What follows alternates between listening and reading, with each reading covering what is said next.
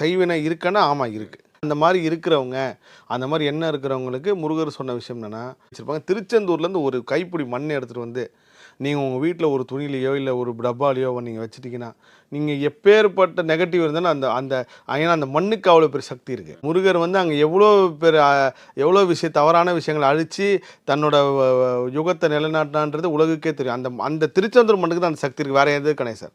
திருச்செந்தூர் மண்ணை எடுத்துகிட்டு வந்து நீங்கள் வீட்டில் வைங்கம்மா, நீங்கள் சொல்கிற பிளாக் மேஜிக்கு அது இதுன்னு எதுவாக இருந்தாலும் போயிடும் அப்படின்னா, அதுக்கப்புறம் அவங்க அந்த கோயிலுக்கு போனாங்க. போயிட்டு வந்து எடுத்துகிட்டு வந்து வச்சதுக்கப்புறம் சார் முன்னை விட அப்படியே மாறிச்சேன்னா சொல்ல மாட்டேன், முன்னோட இப்போ நல்லா இருக்குன்னா இந்த மண்ணே உங்களை காப்பாற்றும்.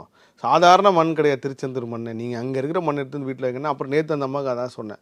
ஸோ இந்த இந்த இந்த மாதிரிலாம் பிரச்சனை இருக்கிறவங்க திருச்செந்தூருக்கு போயிட்டு ஒரு நைட்டு தங்கிட்டு அங்கேருந்து ஒரு கொஞ்சம் மண் எடுத்து வந்து உங்கள் வீட்டு வாசல்லையோ வீட்லேயோ எங்கேயோ ஒரு இடத்துல வைங்க சார். அது மண் உங்களை காப்பாற்றுங்க சார். அந்த ஒரு ஒரு துகள்லேயும் முருகர் இருக்கார்.